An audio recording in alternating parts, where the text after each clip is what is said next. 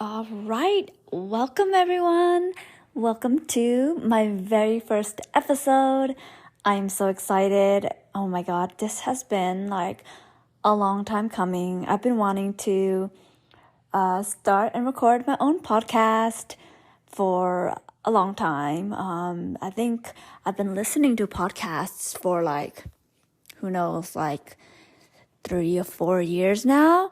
And I just feel like it's finally the time for me to start. You know, there can be so many things that keep us from starting.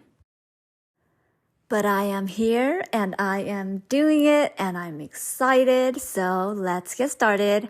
I thought that today, my very first episode should be about me and my story, right? I want you to get to know who I am and where I came from and how I got to where I am today, and see if you could see yourself in my story, if you could resonate, and if, from this first episode, you might find out that maybe I'm not someone you want to listen to, someone you don't resonate with, and that's totally fine. But you could also find that you resonate so much with my story and the struggles, and that you want to continue learning and listening to me, right? So I can't wait to get started.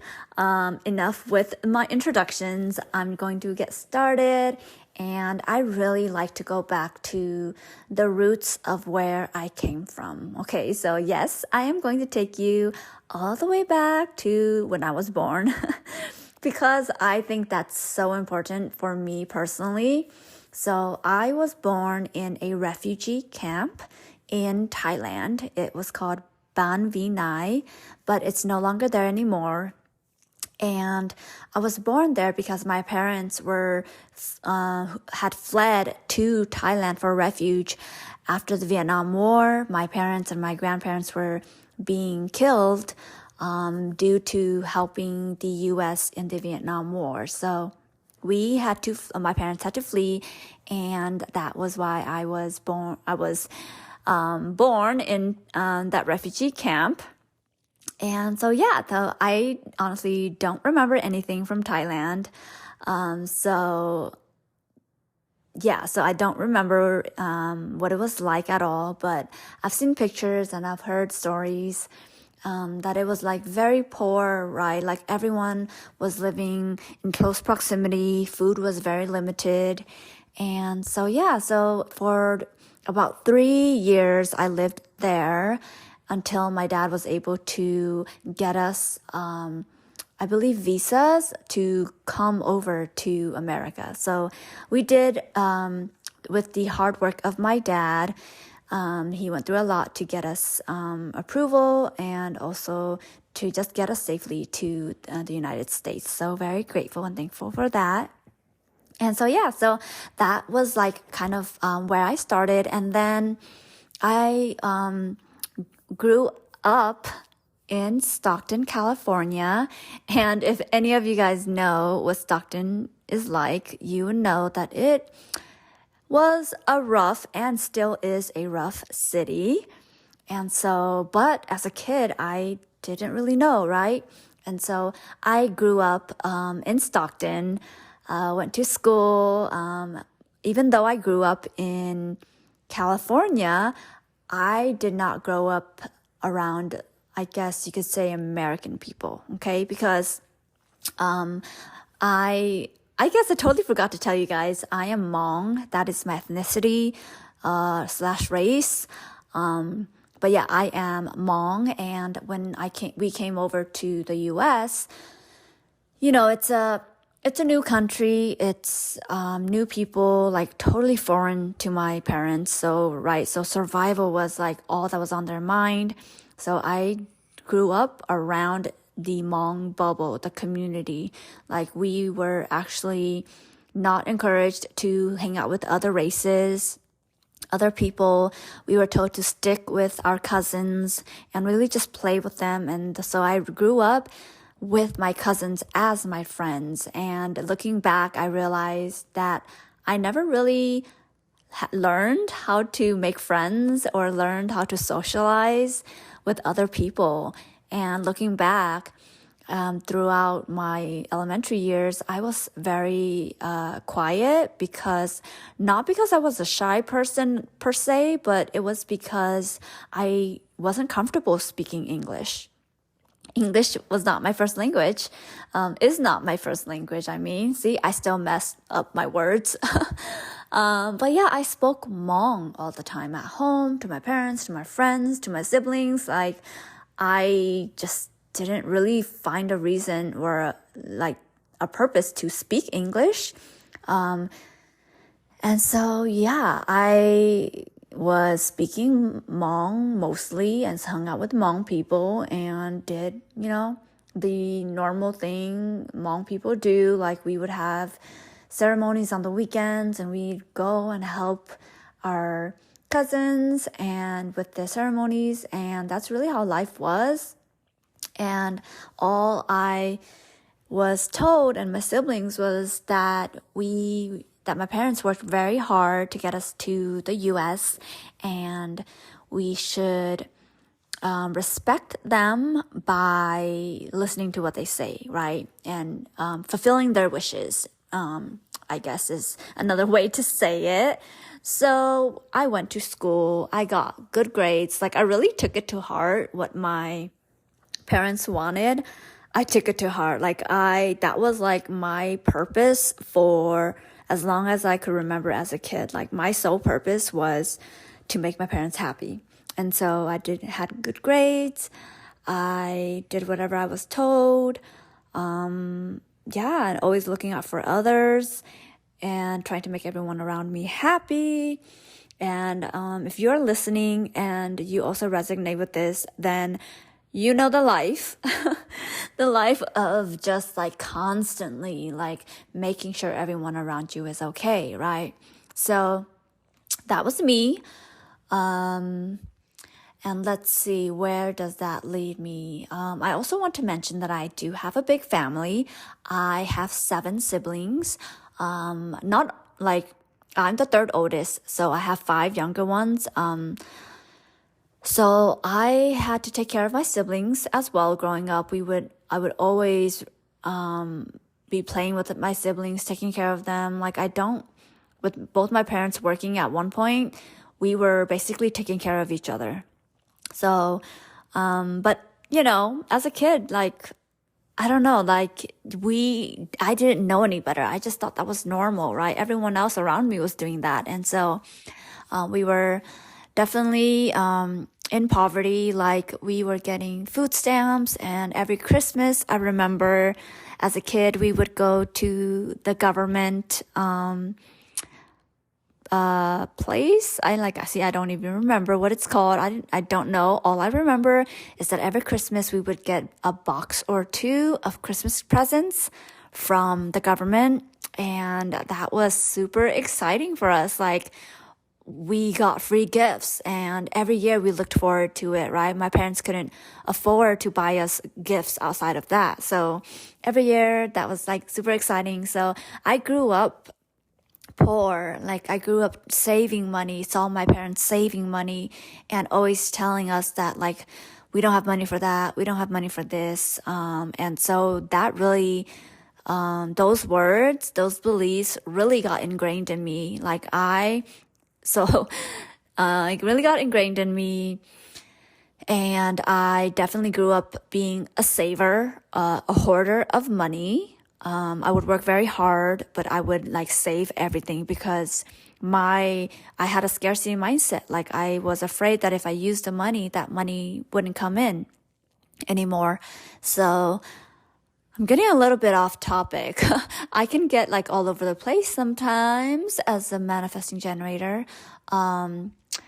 There's so much that I want to share with you guys with this podcast. So I'm sorry if this is the first episode and I'm going all over the place, but let me get back on track on my story. So my story, so growing up, that was my childhood, and I was expected to, after graduating, traditionally Hmong women, after high school, we would get married. and, and then have kids and then just be a stay-at-home mom, right? But fortunately, my dad was like the oddball out. He didn't want that for us. And thank goodness, right? That's something that I have had my times of ups and downs with my dad, but that's one of the things that he that I'm very grateful for, is that he always encouraged us to go on to higher education, because for all he knew, that was what was going to make us successful. And so after high school, there was no marriage talk. It was like, you are going to college, like no question, right? So I applied for college, and by that point, within me, I felt a calling. Something in me was like, I can't live in this city anymore. I can't live around these people. Like, there's something more out there that was calling me. And at that time, I was not sure what it was. I just knew that I had to get out. So I applied to colleges that were outside of Stockton. And it came down to two colleges that I was going to go to. It was the University of Pacific, that was located in Stockton. Not ideal. And then the other one was Chapman University, which is down in Orange County, 6 hours away. And so as someone who's never lived outside of, independently and with no money, I was scared to go down south. However, because my older sister was also going to Chapman, actually, for the grad program.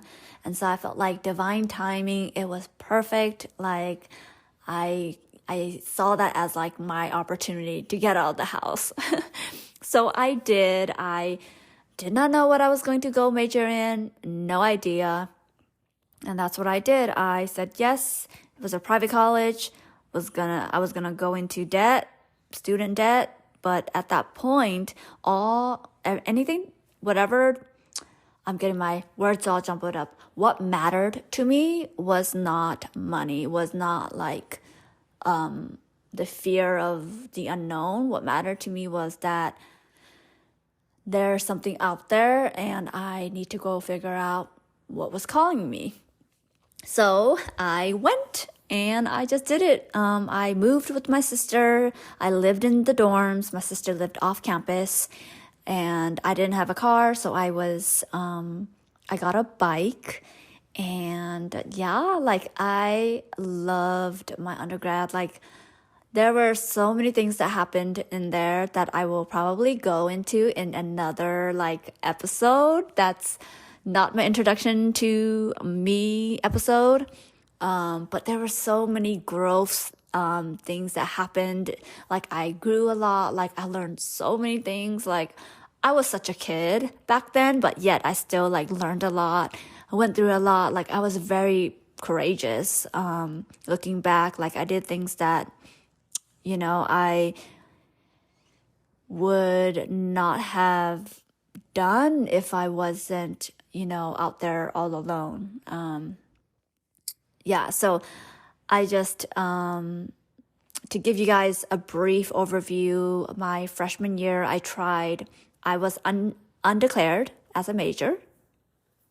So, because I didn't know what I want, right? Like I was telling you guys earlier, I grew up, the only goal and purpose I had was to make my parents happy. I never once really asked myself what I wanted to do, what I liked. And, that was my ice machine. So I didn't know what I wanted, right? And that's very, very normal for a lot of people, whether you had parents that were like mine or not. I feel like at that age, at 18, come on, we are not supposed to know without a shadow of a doubt what we want to do, right? And I think that's so wrong.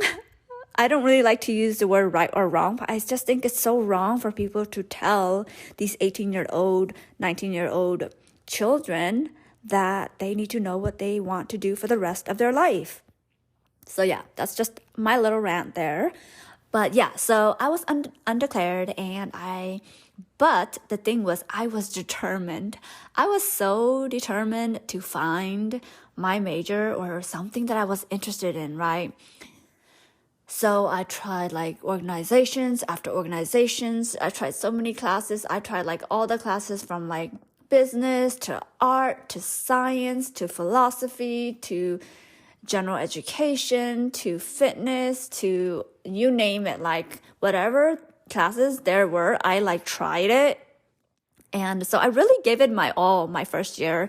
I really went full on out. I joined several different student organizations, and I was really trying to find my place. I think that was what I was trying to do. I was trying to find something that would make me feel more at home, because I forgot to mention, but Chapman is a predominantly white university, which means like a lot of the students that go there are Caucasian/white, and so not a lot of Asians, not a lot of people of color.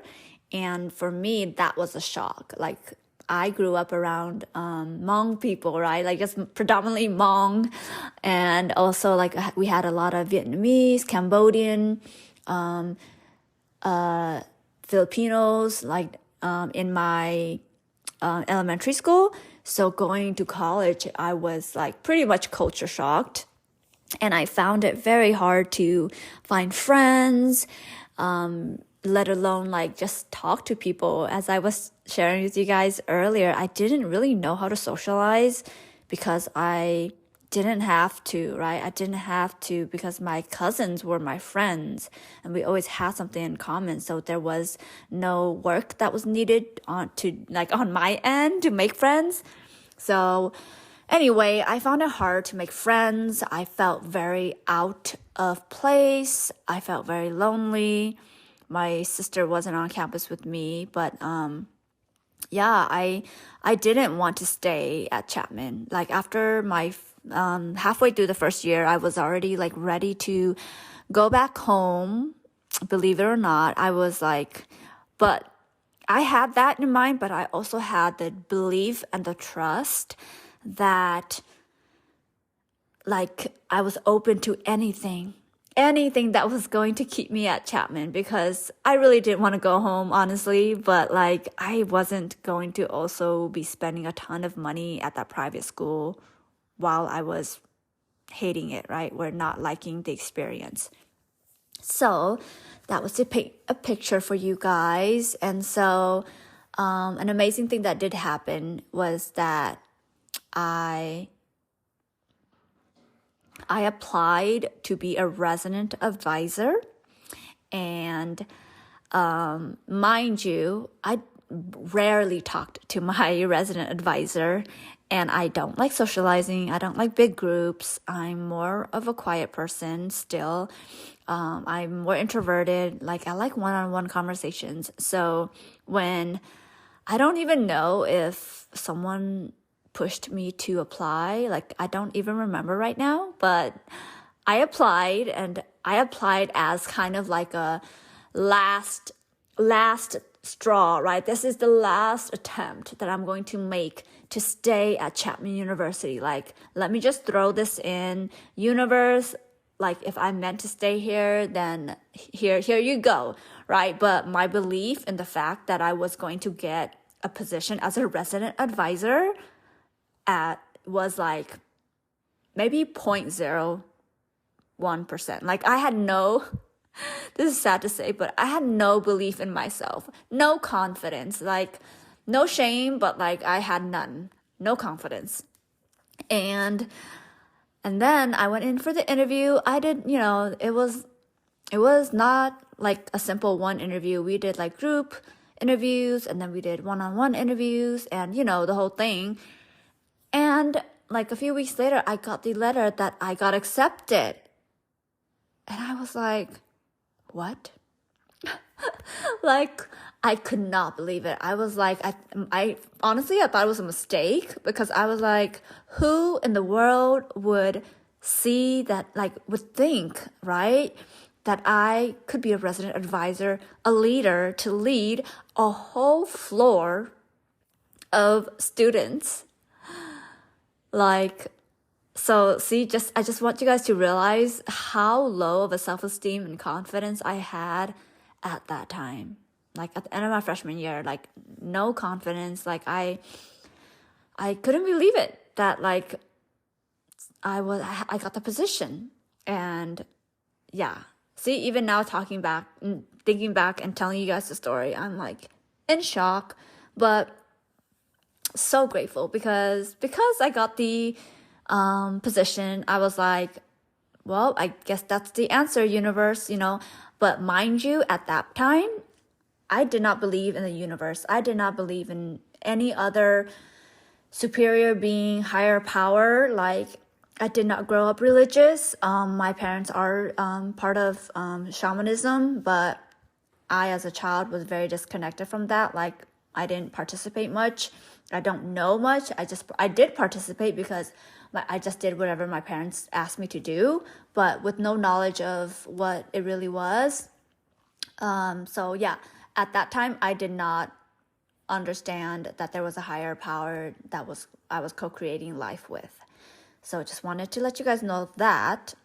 So going back to the story, I was like, I guess now that I have the position, I will stay. So, wow, I said I wasn't going to go into the stories of my undergrad, but here I am. Okay, so I just really wanted to paint the picture for you guys.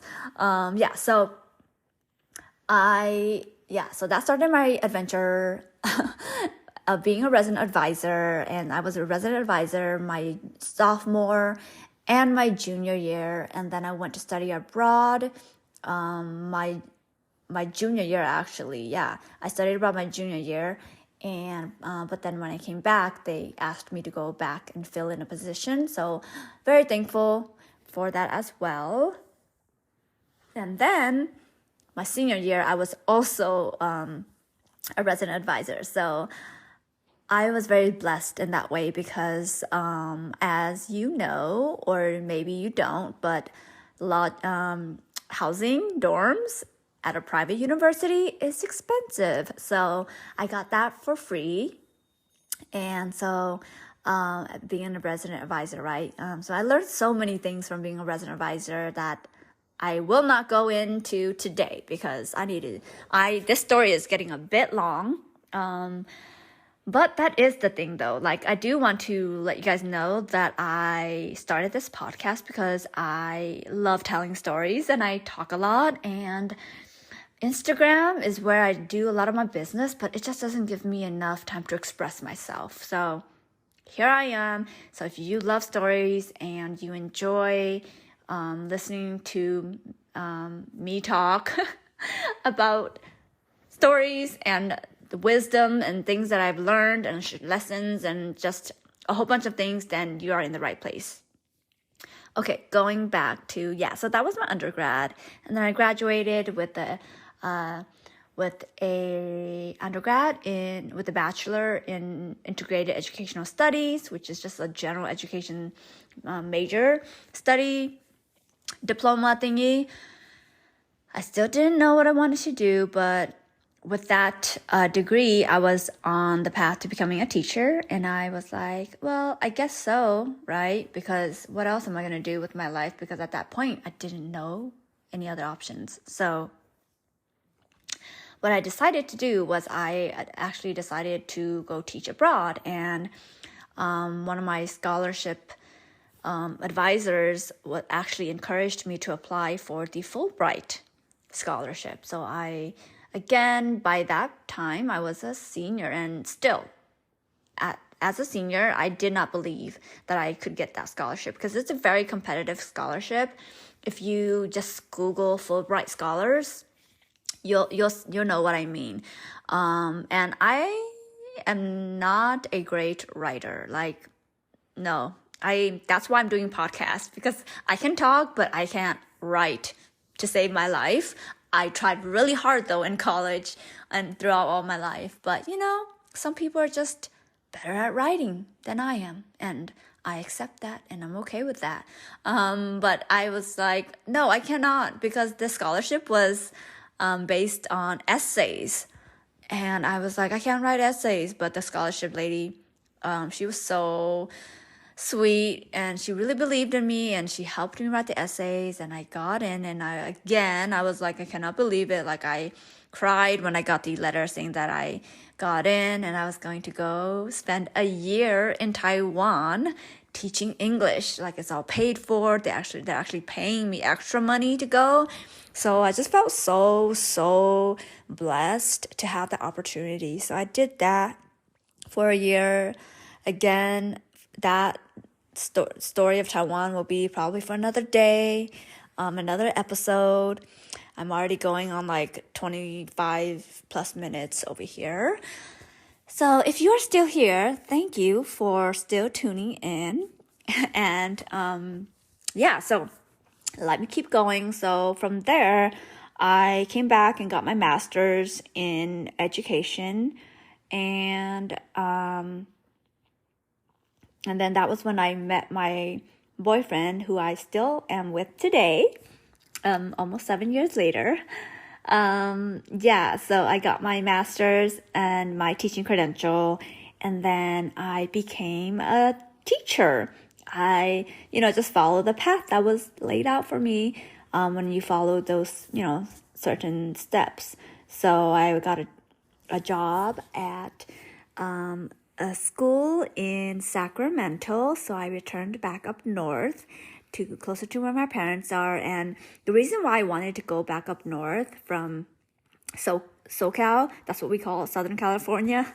Over here, we call it SoCal. I went back up to NorCal because I wanted to work with Hmong students. I really wanted to be like a role model for them, a positive role model and like an expander to help people really also keep in touch with their Hmong roots and the language itself. So that was the sole reason why I decided to come back and teach up north. Unfortunately, the dual immersion Hmong school that I wanted to get into didn't have any open positions because the school is pretty small and there was only one teacher per grade level. And so, but I did meet with the teachers and the principal, and they all, liked me and wanted, had me in mind if there were ever any open positions. Because I forgot to mention, but I also have a bilingual authorization in Hmong, so that I can also teach Hmong.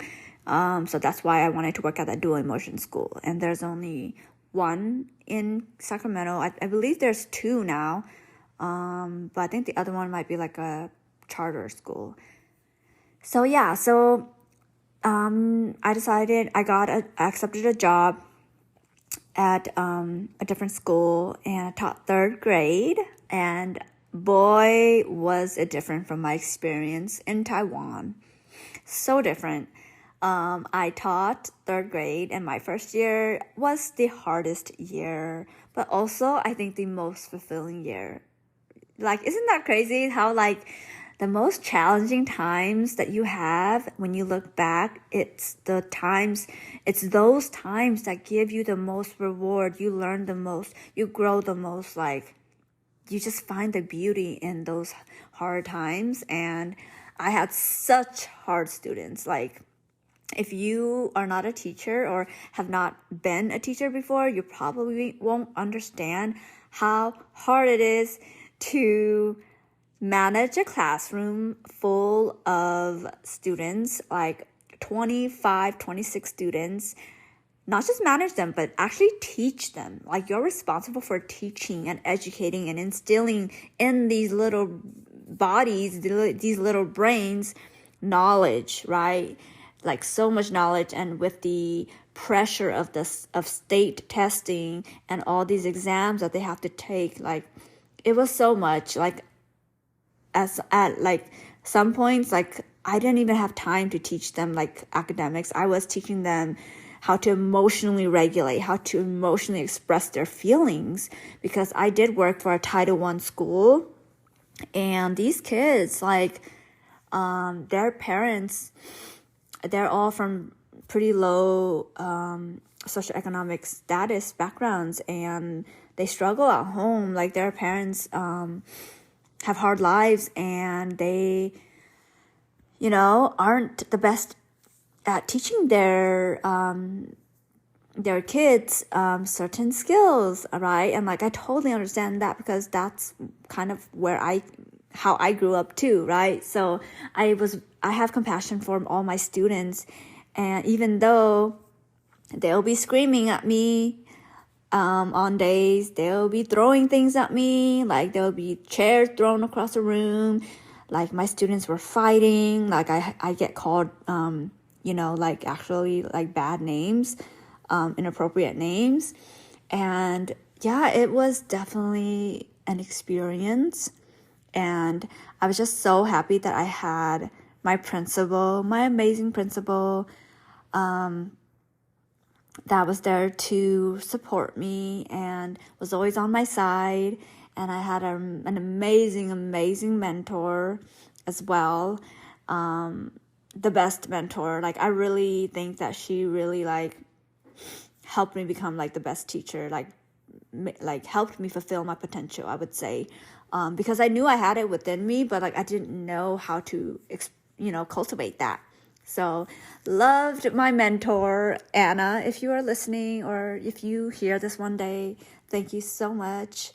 But yeah, like, also love the staff. Like, everything was amazing, right? Like, the school was amazing, the principal, the teachers, my mentors, the kids were amazing, even though they were rough, super rough. Like, I literally like cry like every other day, or I would not want to come to school to teach because I didn't know what I was doing, right? So that was my experience as a first-year teacher. And then I taught a second year. Unfortunately, the second year, my principal left, so we got a new principal. And so, wow, I've been talking for a while, so excuse me.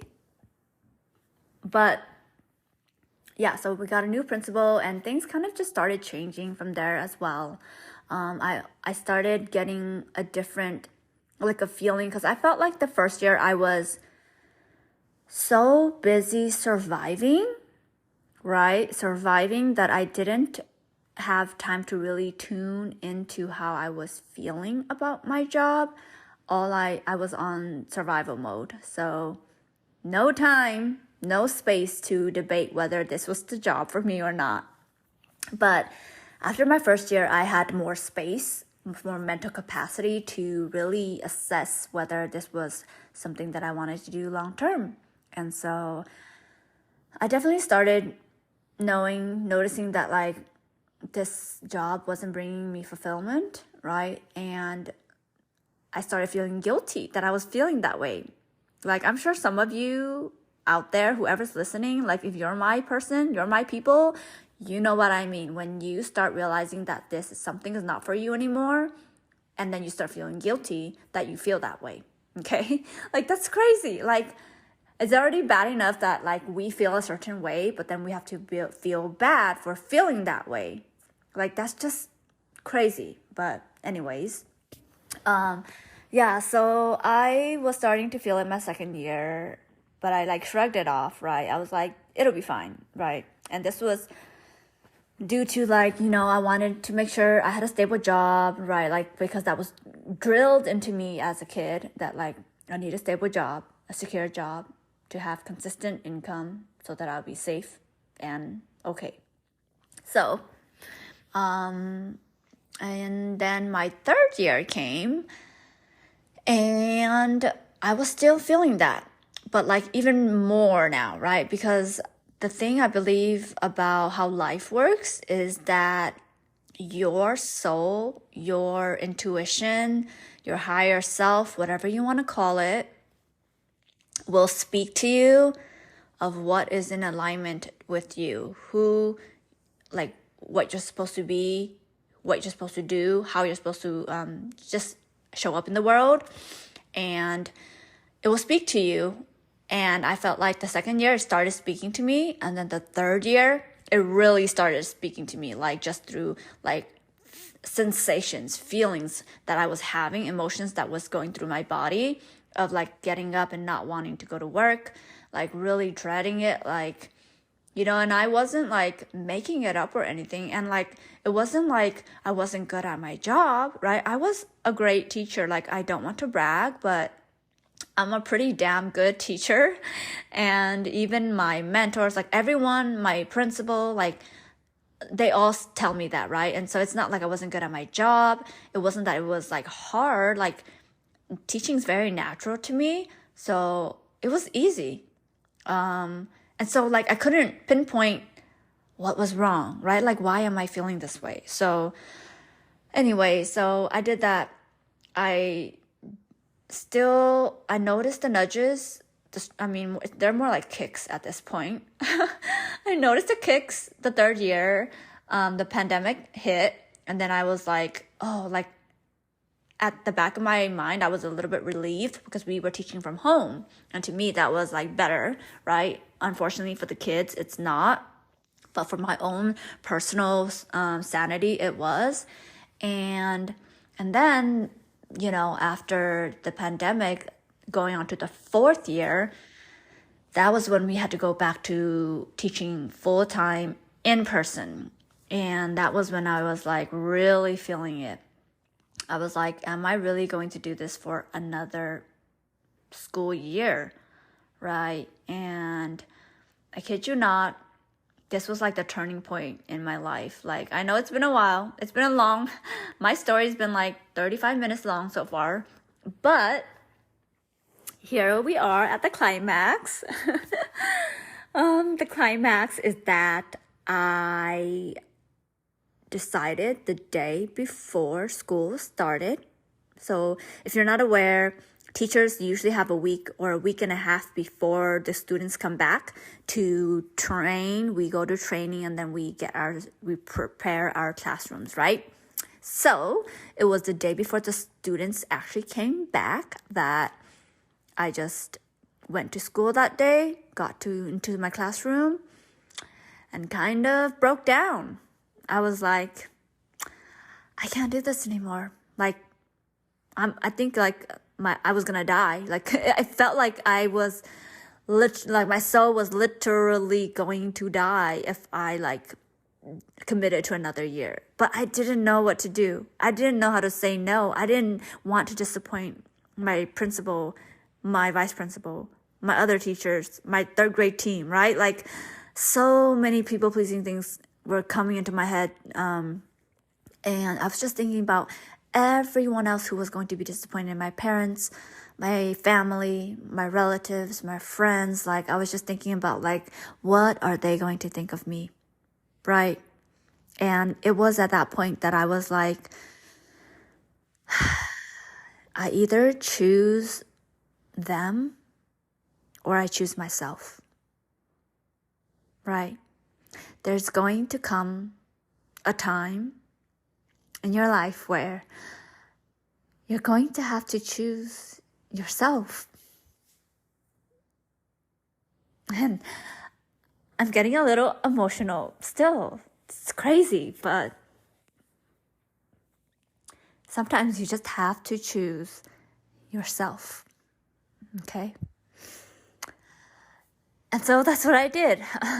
I felt like I actually didn't have a choice because I like was so scared. I didn't know how to tell my principal. I didn't know how to tell the people around me. And so the funny thing, like this is a funny story. I'll tell this story because it's crazy. The thing was that I didn't know what to do. So I emailed a guy at Human Resources and I asked him like, hey, what's the process if I want to resign as a teacher, right? And so I sent that off and I, kept preparing the room because at this point I was 1 foot in, 1 foot out. And I was like, like, doing my thing. And then I got the email back from the guy from HR. And I was shocked. You would not believe what he wrote back to me. So he wrote back to me and he told me, oh, like, I see that you want to resign. Okay, so just do this and this and that. Like, I actually don't remember what he said, but like what I remembered was he CC'd my principal and my vice principal. And I was shocked. I was like, I felt this like surge of like heat in my body. Like my heart was racing and I was like, no, like, that's not what I meant. Like, I didn't mean for you to like tell my principal and my vice principal that I'm resigning and like, oh my God, like, now what am I going to do, right? But in hindsight, that was like the universe pushing, like I couldn't decide, right? Like I was like, 1 foot in, 1 foot out, and the universe just pushed me. Like, just, there you go, New. Here's your sign. And that's how it happened. Like, it's crazy, but that's how it happened. Like, I don't know what would have happened if that guy from HR didn't CC my principal. I don't know if I would have, quit my teaching job. So, yeah, so that's what happened. And then my principal came and talked to me. My vice principal came to talk to me. There were tears and all that stuff. And then they told me that actually if I wanted to, not come back to work, I can't actually quit. I had to take a leave of absence because if I quit, I would have to, it has to do with the contract that I signed as a teacher. So they said for me to go on a gap year. So that's what I did. I did the gap year. And then at the end of the gap year, that was when I officially resigned. Okay. So yeah, so that was like the whole process. And after I like took my gap year, I like jumped straight into real estate.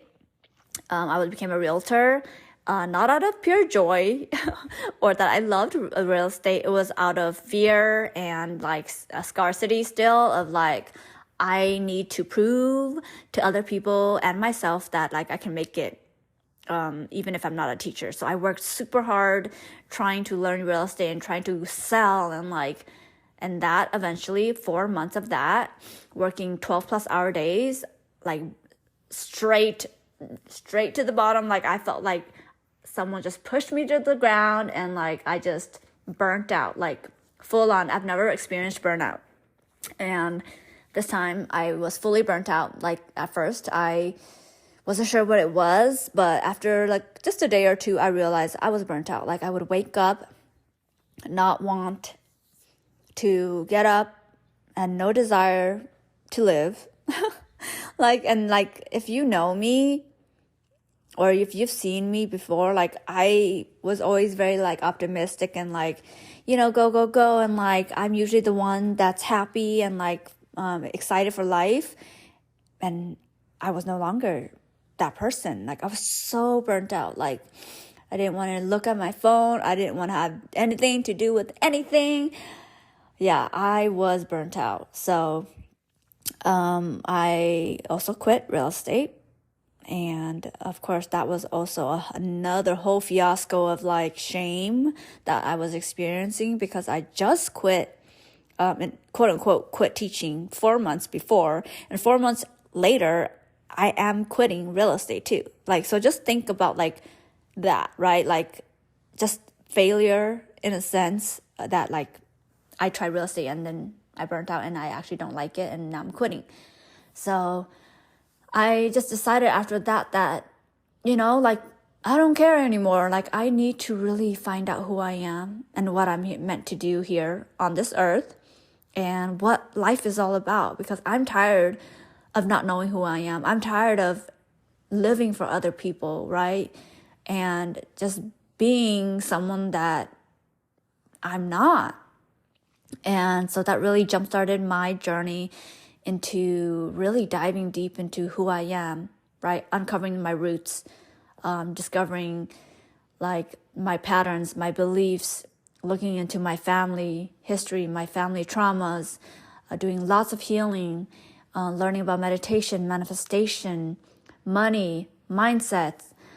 Man, there's so many things that I learned, and that is why I started this podcast, because through all of that, I've learned so many things that like I just feel like such a different person. I feel and see a life in such a different way that like I have to share it. Like I think this is my calling. This was what I was meant to do. I am meant to share with the people that I'm meant to share them with. I don't know if that's you or not, but I just know that I have a message and an experience and the drive and the passion and the ambition to help you create a life that is true to you, that is authentic. You don't have to apologize for being you. Okay? And if you don't know who you are yet, that's okay too. That's where I started. We all start somewhere. So I think I'm going to leave this episode here. It's been a pretty long episode so far for my first episode. It's crazy, but at the same time, it's not. But yeah, so I will talk more about like my spiritual journey and the things I've learned and just how it will help you because of the way it has helped me, right? So I think that's it for this episode because now you understand my background and where I came from and how I got here. Of course, from the time of my spiritual awakening to now, there's a lot that happened. But that's, again, it will slowly unfold as I create more episodes for this podcast. But for now, thank you so much for listening if you are still here. And you can always connect with me here. If you found anything that resonated with you, definitely leave me a review if you would like, or just I hang out on Instagram a lot at I am New Vang. You can find me there and send me a comment, send me a DM about what you think about this episode, if you learned anything, if you want to share anything with me, if you want to share your experience with me, because I know how lonely this journey can be, and I want to be the person that you feel comfortable talking to or sharing your experience with. So yeah, thank you for tuning in to my very first episode, and I'm so excited to record another episode for you in the next one. But for now, I want to leave you with saying that you are not your circumstances and that nothing in your past defines who you will become. Okay? So I want to be here to empower you, to inspire you, motivate you, and to really equip you with all the things that you need to create whatever life lights you up, right? Because why else are we on this earth? Why else are we alive? All right. I am going to stop talking now, and I will catch you in the next episode. All right. I'll see you next time.